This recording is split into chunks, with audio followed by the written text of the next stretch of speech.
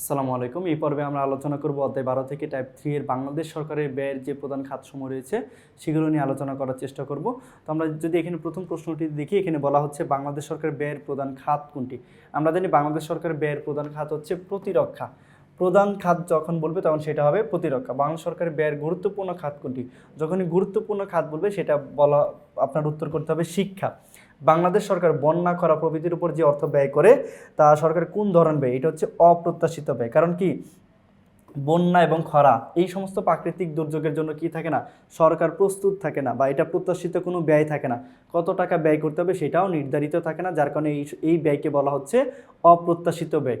সম্প্রতি তিতলি জ্বরে ক্ষতিগ্রস্তদের মাঝে সরকার নগদ টাকা ও খাদ্য সামগ্রী বিতরণ করে, এটি সরকারের কোন ধরনের ব্যয়, এটা হচ্ছে সরকারের হচ্ছে অপ্রত্যাশিত ব্যয়। কারণ কি, এটা এই ব্যয়ের জন্য সরকার কি ছিল না, প্রস্তুত ছিল না, যার কারণে সঠিক উত্তর হচ্ছে ক।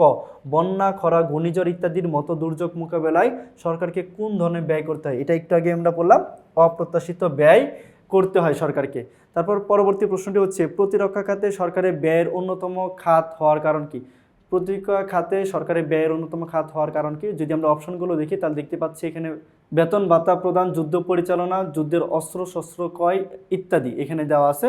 তো আমরা জানি বেতন ভাতা প্রদান করতে হয়, যুদ্ধ পরিচালনা করতে হয় না, কারণ যুদ্ধ পরিচালনা ব্যয় হচ্ছে সেটা আপনি যদি কোনো খাতে ফালাইতে হয় তাহলে সেটা হবে কি, অপ্রত্যাশিত ব্যয়ের মধ্যেই যাবে।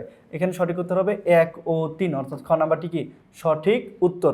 বাংলাদেশ সরকার শিক্ষা খাতে যেসব ক্ষেত্রে ব্যয় সরবরাহ করে সেটা হচ্ছে শিক্ষা প্রতিষ্ঠান নির্মাণ, পাঠ্যপুস্তক প্রদান, উপবৃত্তি প্রদান। এখানে হচ্ছে 3টি খাতে কি করে সরকার ব্যয় করে, যার কারণে সঠিক উত্তর হবে 1, 2 ও 3 হবে সঠিক উত্তর।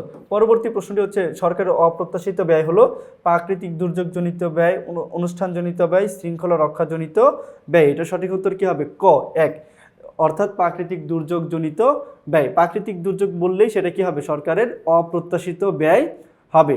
পরবর্তীতে বলা হচ্ছে বাংলাদেশ সরকারের ব্যয়ের খাত হলো প্রাকৃতিক দুর্যোগ, উপ-আনুষ্ঠানিক শিক্ষা, বিভিন্ন সংক্রামক রোগ প্রতিরোধ। তো এটা হচ্ছে প্রাকৃতিক দুর্যোগ তো অপ্রত্যাশিতের মধ্যে পড়ে যায়, যার কারণে এটা হবে না, সঠিক উত্তর হবে 2 ও 3, অর্থাৎ গ নাম্বারটি হচ্ছে সঠিক উত্তর। তো এই ছিল হচ্ছে আমার বাংলাদেশ সরকারের ব্যয়ের খাতসমূহ নিয়ে যে এমসিকিউগুলো ছিল সেগুলো নিয়ে আলোচনা। দেখা হচ্ছে পরবর্তীতে নতুন কোনো পর্বে। আল্লাহ হাফেজ, আসসালামু আলাইকুম।